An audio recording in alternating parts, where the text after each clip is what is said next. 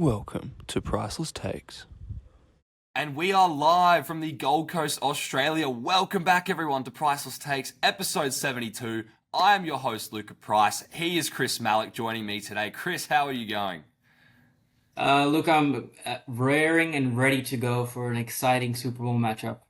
Yeah, likewise, Chris. Listen, for our viewers, unfortunately, Chris also is a little bit under the weather this week, and I'm still recovering from my 2-week everlasting cough, so we are going to power through this episode, but this is an extremely important episode for the Priceless Takes viewers. We have had lots of time to come to our decisions. I think I already know what Chris is going to choose, but I could be wrong. He said in his original Super Bowl prediction between the Bills and the Eagles, it will be a coin flip for him. I'm keen to find out if this is the same, but that is where we're going to start, guys, because this is the time for the Super Bowl. It is live in just a couple of days. The Chiefs and the Eagles. Now, the Chiefs have firmed up. They are $1.83 favorites over the Eagles in the Super Bowl. They are looking to become the first team in NFL history to three-peat. Now, what stands in their way? The Philadelphia Eagles, who have been on an absolute tear in the postseason, led by Saquon Barkley. And this, Chris, in my opinion, is going to be probably the biggest matchup of the game. Saquon Barkley versus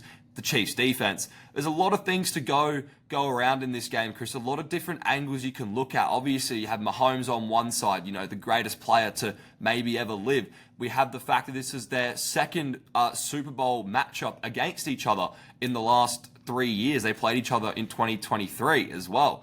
So there's a lot going on. Chris, I want to sort of, before we get into our actual predictions for this game, I sort of just want to answer some of the key questions of this game, how you think we're going to see this going. And I guess the biggest thing that a lot of people want to know is about the Eagles offense. Now, do you think that Saquon Barkley has to have a good game for this Philadelphia team to win? Or do you think he can not be his usual self, which is what the Chiefs have tended to do to most running backs, particularly in the Super Bowl?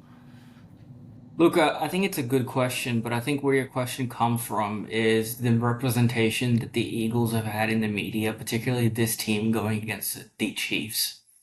There's somehow this perception that the Chiefs are this unreachable, holy team that can only be beaten if you're playing your perfect A game 100%, and everyone has to be playing 100%. If the Chiefs are as the Chiefs are absolutely flawless, right? And I sort of believe that I bought into that for a little bit, and it's when you look further into the stats that I'm sure we'll get to later. So when you ask me, does Saquon need to be 100%? What do you see 100% of Saquon as? What do you look at as 100% Saquon game? Well, we've seen Saquon pretty much have 100 plus yards in every single game this postseason. I'm asking, do you think he needs to have that type of production? I think for victory, I think regardless in any scenario, you're going to see him having 150 yards regardless. Simply because we saw how James Cook was running the ball against the Chiefs, last game, and interestingly, James Cook was perhaps underutilized. I don't think Sean McDermott used him as much as he needed to. So I think Saquon, even on his bad day against this Chiefs running defense, he's going to put up numbers. So I guess by that same token, how do you think Jalen Hurts is going to play in this game? He played very well in the last Super Bowl they versed each other. He's been a bit shaky, but then we saw last week he had a really good game in the championship game. How well do you think Jalen Hurts needs to have an A game to beat Mahomes when you see who's on the other side of that field? Look, we talk about peaking at the right time, and I think Jalen Hurts is peaking at exactly the right time, and I think he's primed to have another A game. But I want to get back at this point of us holding the Eagles to a different standard, the media holding the Eagles to a different standard. I've heard the statistic a lot that Jalen Hurts is really bad against pressure, and I've heard the specific point that his passer rating drops 20 points. Yeah. Do you know which other quarterback passer rating drops by 22 points against pressure? Yes, I do know, Chris. He is named Patrick Mahomes. Do you know what it drops to? No, I don't. 71.6. Do you know what Jalen Hurts' passer rating drops to? What? 83.5. So there's, if you look at the pure statistical comparison of it, um, I do, I don't think there's going to be as much of a threat to Jalen Hurts' game as many people put it. I don't think he's going to be putting the ball in harm's way. I don't think he's going to be taking unnecessary chances. I think he's going to be placing himself in a real position. I've heard a lot of different analyses that I frankly think are false, being propagated by the media. I've heard a lot of people saying that he can only throw the deep ball on the edges to Smith and AJ Brown. I've heard some people saying that he can't throw down the middle, which he does to Dallas Goedert all day. So I just think that with this many weapons, it's hard for him to mess up, and I think he's going to be bringing his A game. Yeah, listen, the problem I have with it is just a lot of times you see when quarterbacks play Matthew Patrick Mahomes, they sometimes don't stick to their usual game.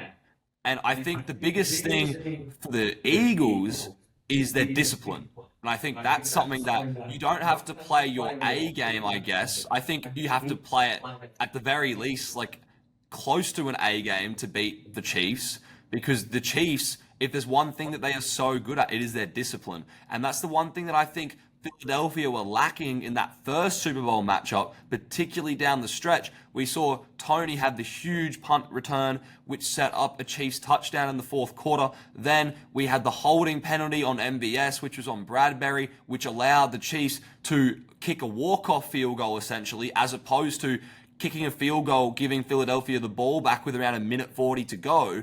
And I think the discipline of this team is where the game really lies, because I don't think that Philadelphia can be undisciplined and come out of this game with a win. You're looking at a team that has had leaders that are a couple years older, a couple years more mature, a couple years more wise.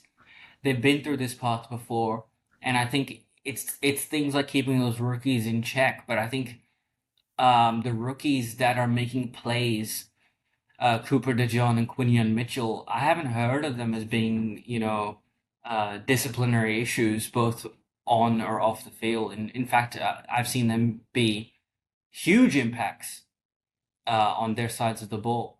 So I do understand what you're saying disciplinarily, but I just don't think that with the experience that they've gained, that it's going to be an issue. But you say experience, but I guess you could say they're playing beyond their years, but they are still rookies at the end of the day. And, like, that's a fact. Sure, but the leaders of the team are not rookies. And I think that's what I'm getting to, is that they're there to give that calming, soothing presence and provide that discipline. And I think that has a real effect. Do you think this Eagles defense is significantly better than the one that they faced in like the 2023 Super Bowl? Because like I've had a lot, number one scoring defense, the Eagles have got a lot of good, like they're physical. But when you look at it, the 2023 defense was unbelievable. Like when it comes to especially pressuring the quarterback. So Luka, I think that the defenses personnel wise are completely different. There's not really that many people left over. And so the coordinators are different as well. We had Jonathan Gannon that time. And so now what's happening? I would say Vic Fangio, they did bring Vic Fangio in as a consultant for that first Super Bowl, Chris. So I don't know how much you want to put into that, but Vic Fangio certainly did have a lot to say about. Teams can have a lot of consultants, but they brought him in like for the Super Bowl as well. Like they brought Fangio in for the Super Bowl. Sure, that it would be a good guy to bring in, but your identity as a defense develops throughout the season, not just in the Super Bowl. But let me get to this key point. The defense. The defensive identity of the 2023 Eagles compared to the Eagles now is completely different. That was a team that was really good at getting to the quarterback. That was a team that was really good at shutting down the pass rush. That was a team that had the most amount of sacks ever, right? This team does not operate that way. This team does not blitz the quarterback. It plays it too high, which Vic Fangio loves, and it's really good at shutting down the run. So, is it significantly better? I'm not sure. It's they're not that easy to compare. But you also have to look at the offenses of the Chiefs are completely different. It's it's not similar in the sense that They still have that main guy though. they still have that main guy who's having his worst year of his Ah, career. Chris, come on. We just saw him take down Josh Allen in a wild championship game. Okay, and he's done everything that he needs to do to win. I don't think you can just dismiss it now that he's gotten back to his third straight Super Bowl. I think that's ridiculous. When we get to our predictions, I might blow your mind. I don't know, but I'll try at the end of it. I'll try and make myself sound like a reasonable person. But That's fine. um, But but I yeah, get my quiz. How okay? Predictions aside, like there's a lot of people's like you need to do this to beat the Chiefs. You need to do that to beat the Chiefs. In your mind, what do you think the Eagles need to do to beat the Chiefs in this game? If there's a scenario, which there obviously is, that they do win. okay. So I think you can take this really incrementally. You can talk about things you need to do throughout the game. You can talk about things you need to do on specific sides of the ball. I think you need to shut them down in the first quarter. I think you need to kill their momentum. Never seen that work ever. Mahomes is like at his best when he is down. Correct. But I think in this scenario, it's a little bit different with this Eagles defense. I think it's a little bit different. How I so? don't think. I think this might be weird saying this, but I think this Eagles defense, when it does well, propels the offense. That's what I've seen from when they play. They get a lot of energy feeding off big plays by Quinion Mitchell and Cooper DeJean simply because they know that these are young rookies making moves, and it sort of boosts the morale of the team. Hmm. I do know the statistic that Mahomes does worse from behind, but throughout the game, I would say shutting down Travis Kelce is a big priority. And how did that work last week against the Bills? He got shut down last week. I don't think the Bills played a good game, Luke. The Bills did not. But they held Travis Kelsey down. Travis Kelsey didn't beat the Bills. You're asking me, okay, are you asking me to as if you're the Eagles what you have to do? Are you asking me what you have to do to beat the Chiefs? Because No, so yeah, okay, I I'm understand what treating it you're as saying. if you're the Eagles, Right. what you have to do to Okay. beat the Chiefs, and then you're talking about the Bills. Okay, no. But so I guess my question is: so you're saying that if the Eagles do things that other teams have done against the Chiefs and lost, it will be a different result for because that's because the Bills lost to the Chiefs and they shut down Travis Kelsey. Okay, the Eagles in the Super Bowl in 2023 were up by 10 points at halftime and they lost to the Chiefs. You've just said they need to do both of those things, and when they've done those things, they have lost to the Chiefs. That's all I'm asking. I'm saying Philly itself is uniquely positioned to maintain a lead in those scenarios. I just don't think those teams serve to benefit from that. Okay. So when I say they should have shut down Travis Kelsey, that's not me saying the Bills needed to shut down Travis Kelsey. Obviously, they did. Right. I just Okay. think that if the Eagles do, they can work off those positions better than other teams. That's why they're in the Super Bowl. And for example, the Bucks are not. If that makes sense. Valid. Yeah. Okay. So we have to. So what? Because what else then? Because I think something needs to be said about the game being close. Now, from maybe you said, I think the majority of people think it's going to be a close game. Maybe you might not, but if it's a close game, how? Like the Eagles need to, you know. Oh, I think Xavier Worthy's gonna have a couple one or two freak passes, maybe a zippy touchdown.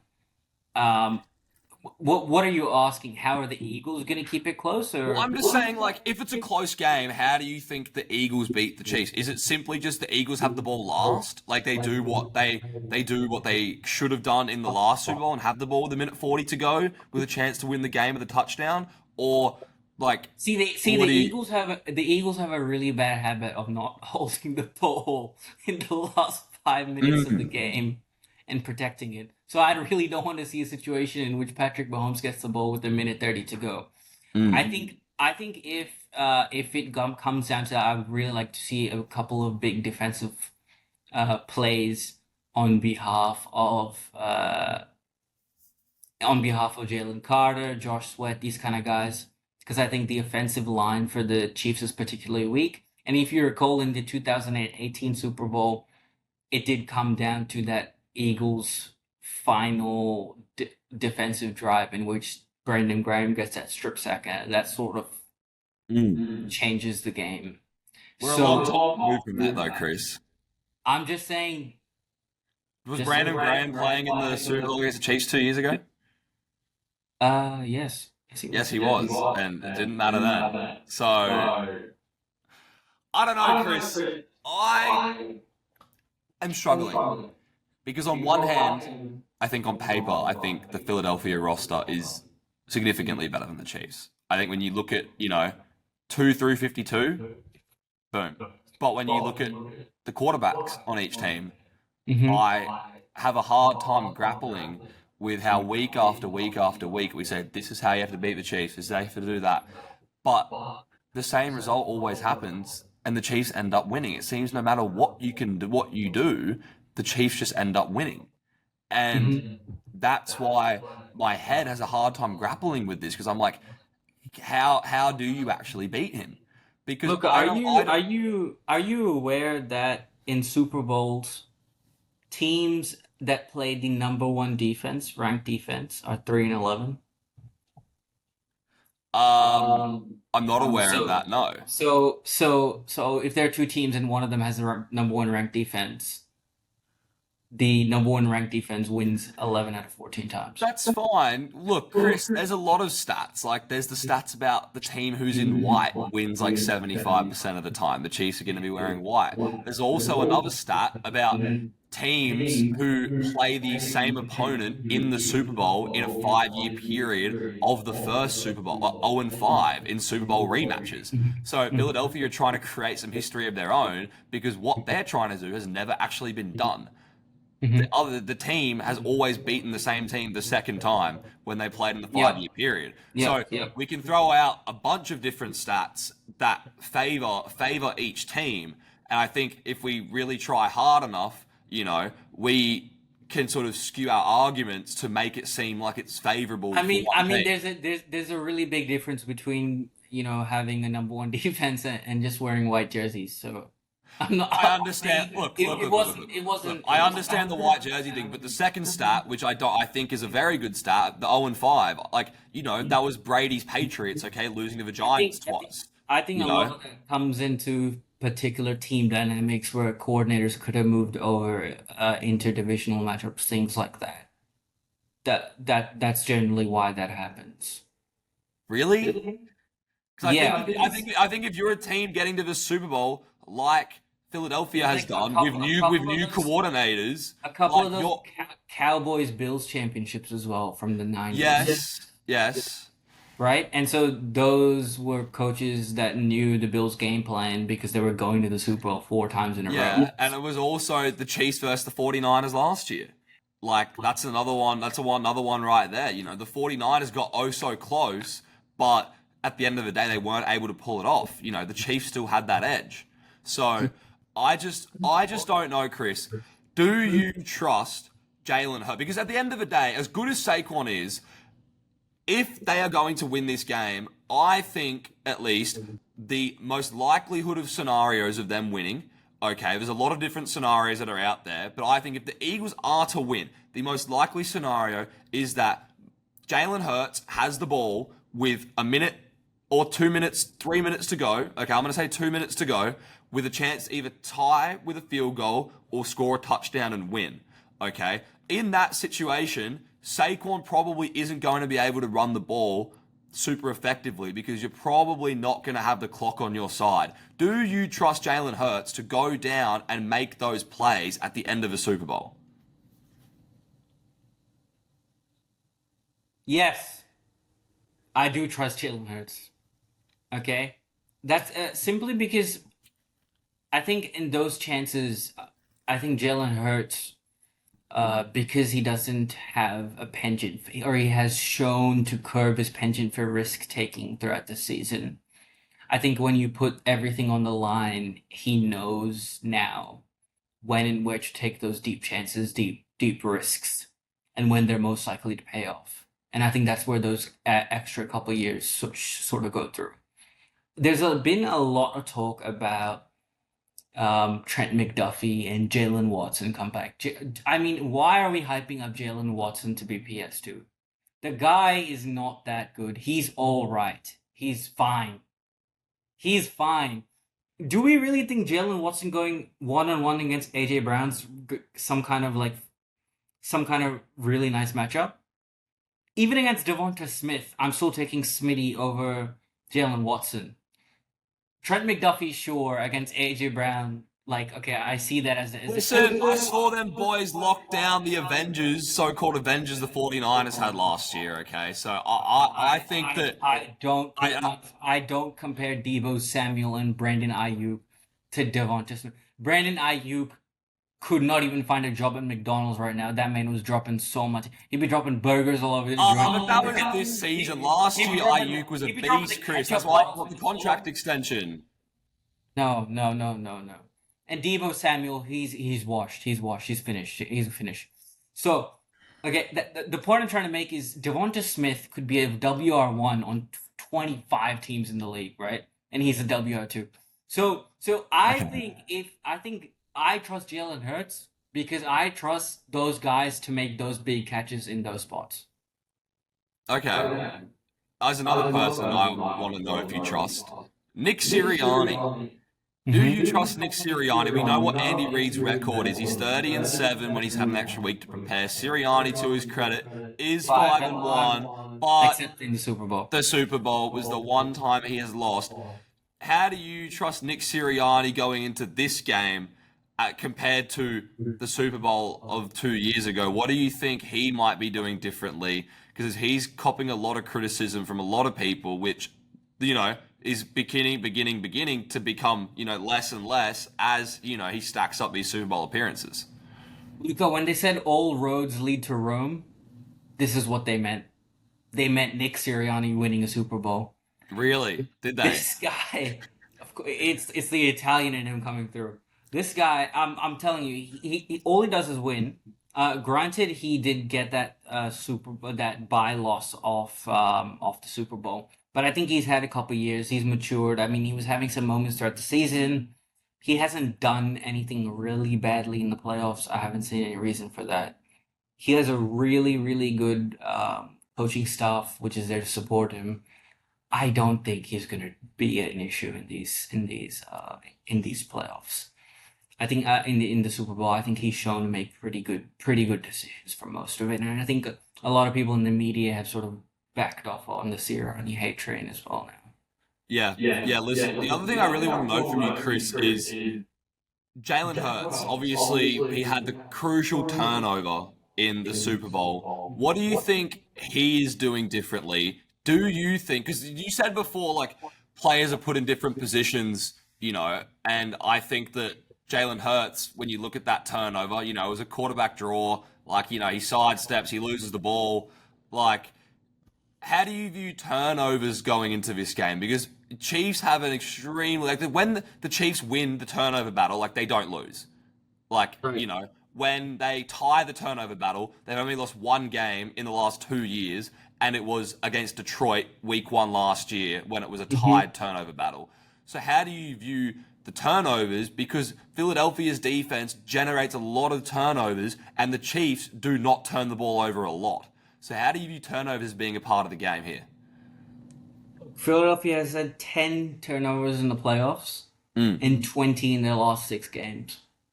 I actually predict KC having at least 3 turnovers this game. Wow! 3! Chris, that was unprecedented from the Chiefs in the playoffs. He didn't even have that many when he lost to Brady 31-9. That's why I really want to get into a prediction so I can explain my train of thought. Okay, well, Chris, the floor is yours. Feel free, go ahead. So, what is going on here? So I actually have this game on the backs of the Eagles defense. Okay. So I have them doing what they've been doing all year essentially, and that's getting turnovers, getting takeaways, and creating big plays.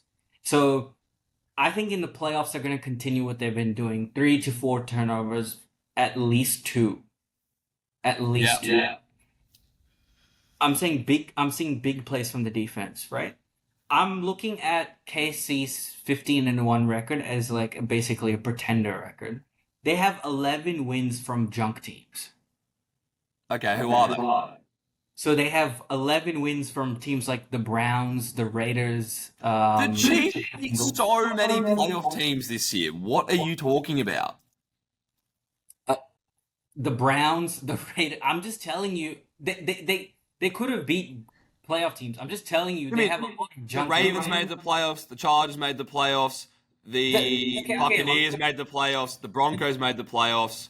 The Chargers again. The Texans made the playoffs. The Steelers made the playoffs. That's like more than half of their schedule. Not to count for Cincinnati, who we still have some respect for. Sure, they beat the Raiders and the Panthers and the Saints, but the Chiefs have an incredibly hard schedule. They beat like all of the playoff teams in the AFC in the regular season, bar the Bills.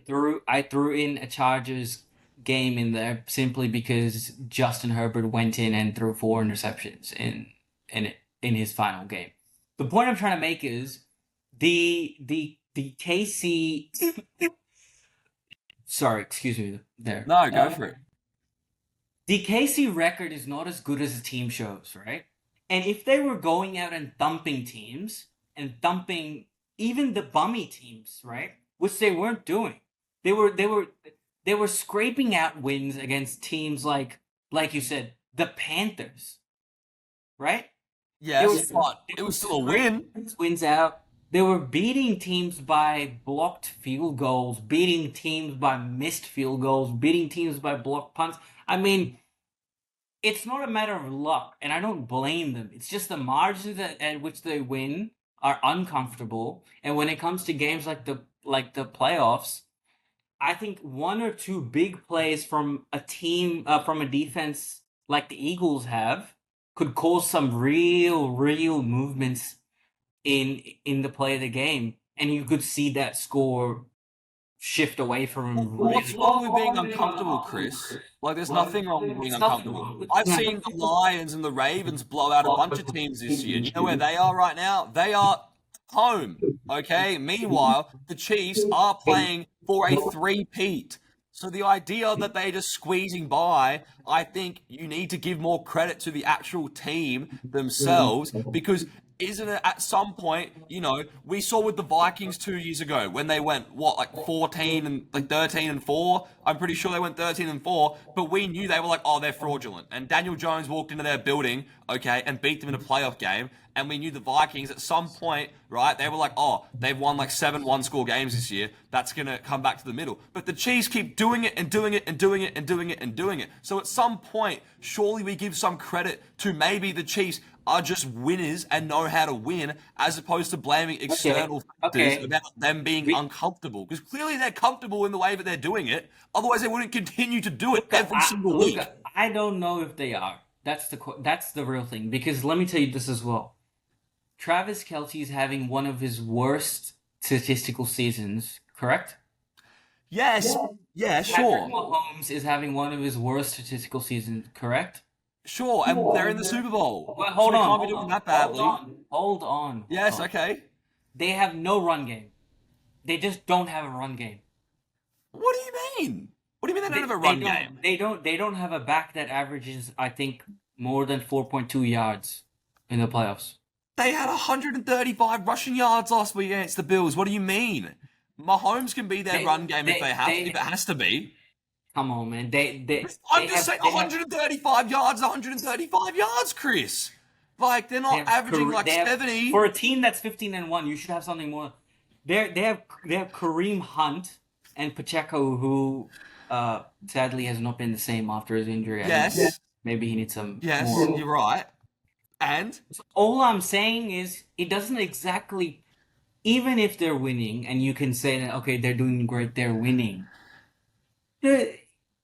Okay, Luka, if you see a company on the stock exchange and it's pumping and it's doing great, and you say, I need to go see what's in the company, and I show you the reports, and I hand you, this is the worst reports that the company has, the worst in a year, and you go, well, it's been doing great for the last 5 years, so let's keep pumping it. This is I mean, there's going to be a point where the madness all ends, and everyone's going to be like, all right, this sort of made sense. It was statistically the worst year in so many categories, and it was always coming to an end. But what about last year? Last year, they wouldn't even be the 1 seed. And they were like, last year, oh, this is the worst Chiefs team, like, ever. Like, and they still won the Super Bowl last year when they were getting embarrassed by the Raiders at home. Like, last year, they were losing to teams. Last year was a different story. Obviously, they weren't 15-1. So I think that's what I'm saying. They were worse, and they still won the Super Bowl. And now they have a better record. But you're saying that they're actually still worse. They went against a system. I don't want to get into Brock Purdy debates, but I never thought, bar some Christian McCaffrey super performance, that the 49ers were ever going to win that Super Bowl. That was always a Chiefs Super Bowl. The Chiefs always have the 49ers number. That was never, for me, that was never going to happen, regardless if they were the 8th seed or the 1st seed, in my mind. Well, it's easy to say that now. Are we going to say if the Chiefs go and win the Super Bowl on Monday, are we going to say, oh, the Chiefs have the Eagles' number now? I think a lot of people might say that. Might have to. I mean, I might have to as well. You know that I've been telling you for months that the Bucks have the Eagles' number. I've been telling you that for months. And if the Chiefs come back and finish this off and finish that 3P, then that will be a real discussion we're gonna have to have. Tomatoes have everyone's numbers then, except for the regular season Bills. Is that the conversation we're gonna start having? Yes. But how can they have everyone's numbers? How can they have everyone's numbers but not be that good because they're only winning close games? Like, how can those two things coexist? There's nothing wrong with having a down year and still pulling games through. That can still happen. But but that's the crazy thing. If they lose this Super Bowl, it would literally be considered a down year. That's how good the Chiefs are. Like, they're in their third straight Super Bowl. Are you trying to debate with me the greatness of the Chiefs? I mean, what are we trying to say? No, but it seems that you are, because you're telling me the Chiefs aren't good, and they're sitting in their third straight Super Bowl. And you're saying that they're not that good, and they win games too closely, and it makes you feel uncomfortable, and that scares you. If you look at this, if you singularly look at this for this season, I think the Chiefs are in one of their lowest positions and are easiest to be beaten. They don't have identity. So why is no one beating them? Because the Super Bowl is happening on Monday. I'm confused. What do you mean? Why is no one beating them up until this point then? Because frankly, they haven't played the Eagles, or the Lions. Okay. Or some of these really, really high-powered offensive teams. They played the Ravens in Week 1, and that was a close game. I mean, can you name? And the Chiefs won. Yes, sure.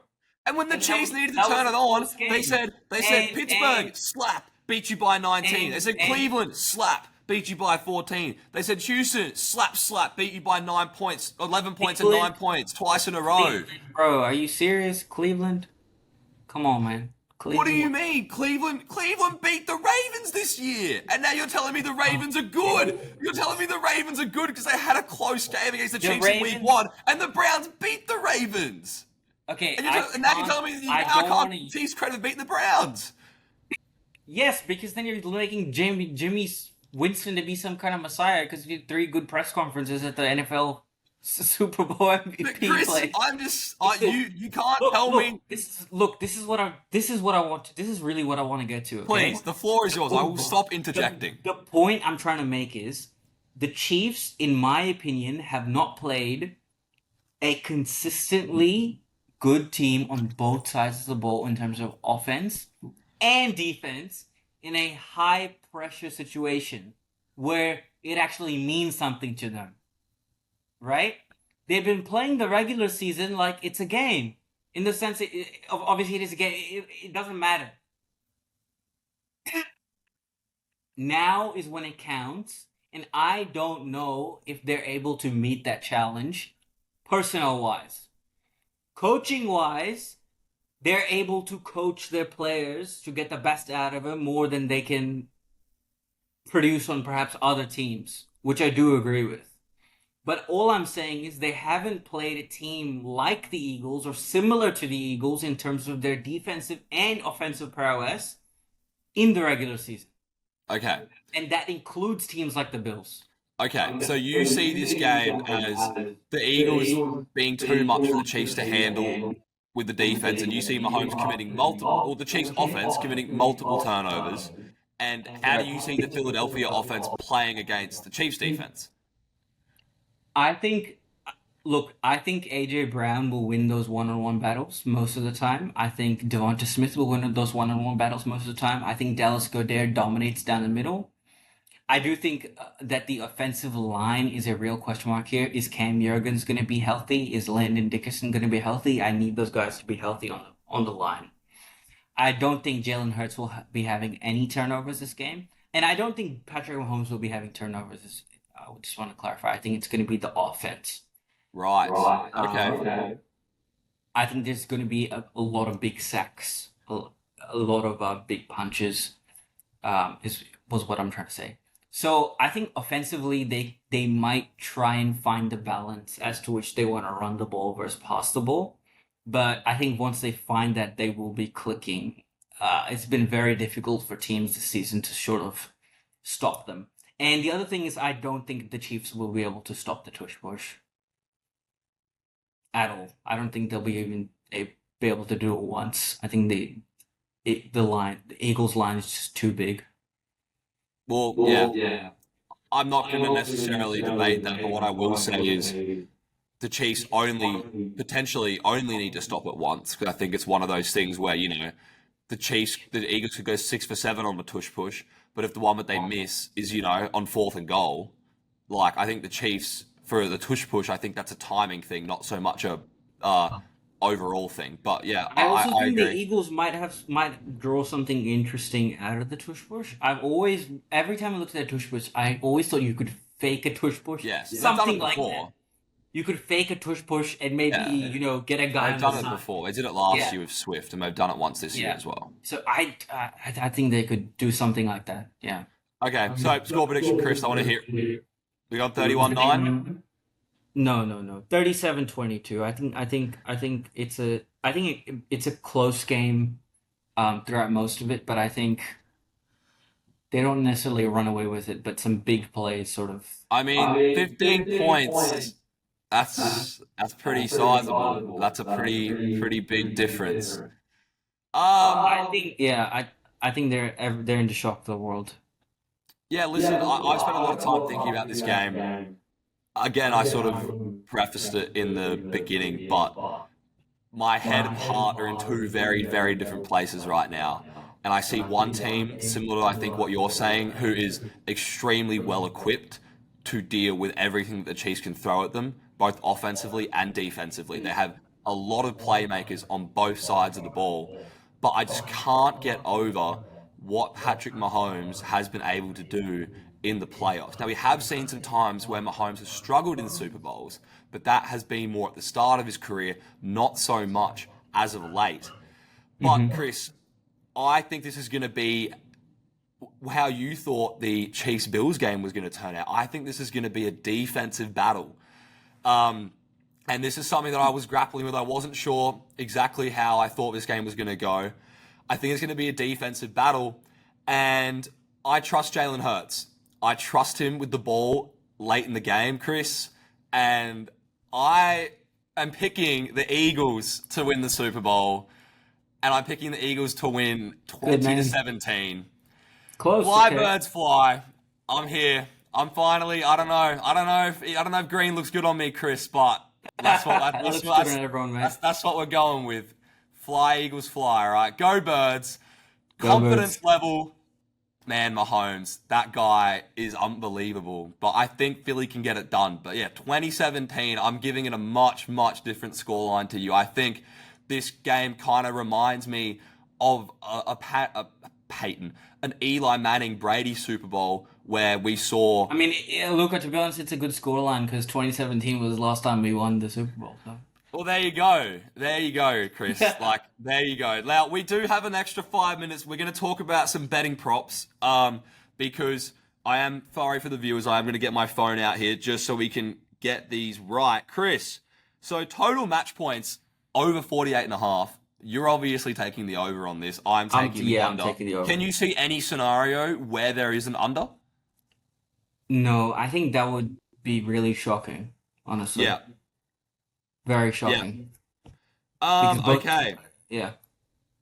We're gonna go here. Okay. Patrick Mahomes, passing yards, over under 250.5. Chris, what are you saying? A lot of yards. I'm taking the That under. is a lot of yards. You're taking the under?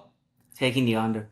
Yeah, Chris, the way I see this game going, I'm going to take the under too. I guess to elaborate more, I don't think there's necessarily going to be a lot of turnovers in this game, but I think this is going to be a very, very like clean, sound, fundamental football game. I think there could be a lot of huge chunk plays coming from Isaiah Worthy, but 255 yards is a lot. I guess in that same breath, Chris, 1.5 passing TDs from Mahomes. He's actually $1.62 on the over, $2.21 on the under. You're giving the Chiefs 22 points. You thinking over or under here?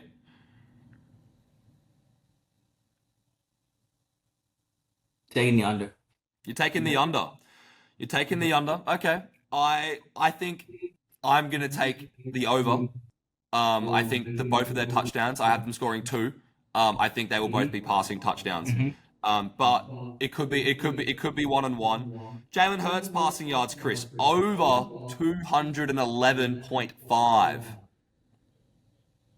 If it was 200, I'd be more more. I don't know. It's a bit iffy. The thing is, he could choose to pass and he will pass. He could choose to not pass and he couldn't.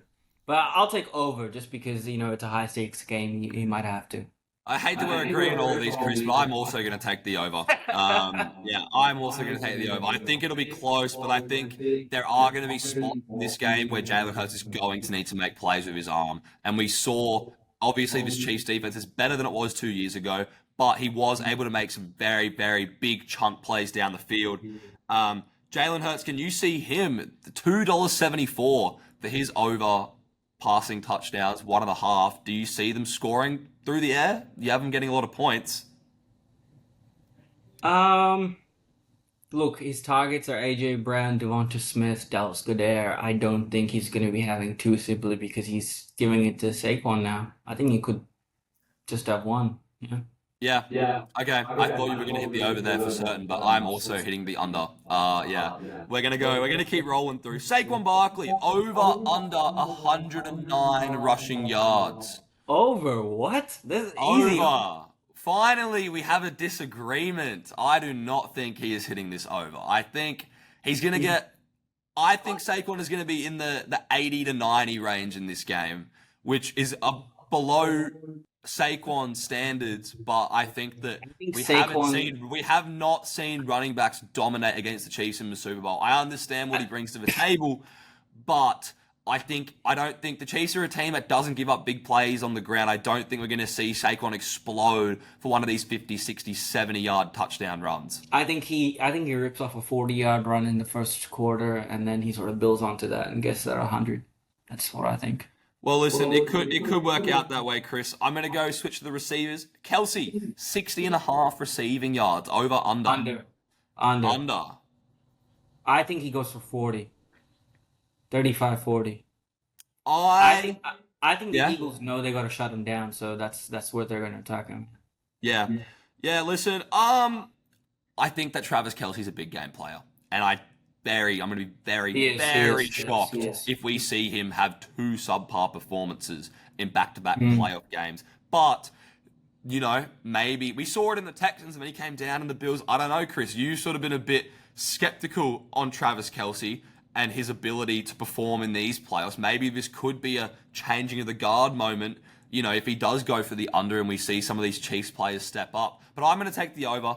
I think Travis Kelce, I expect a good game from him. I'm expecting around somewhere just over the 60.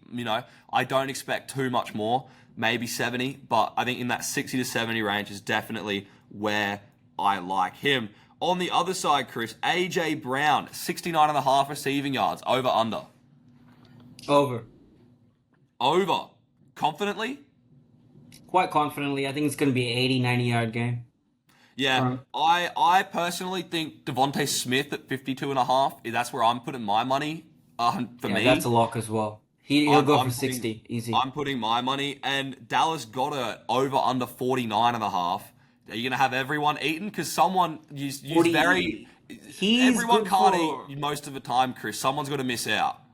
I think he's gonna go under. I think he's really good in critical, fourth down, third down spottage down the middle, and that's usually where he gets used.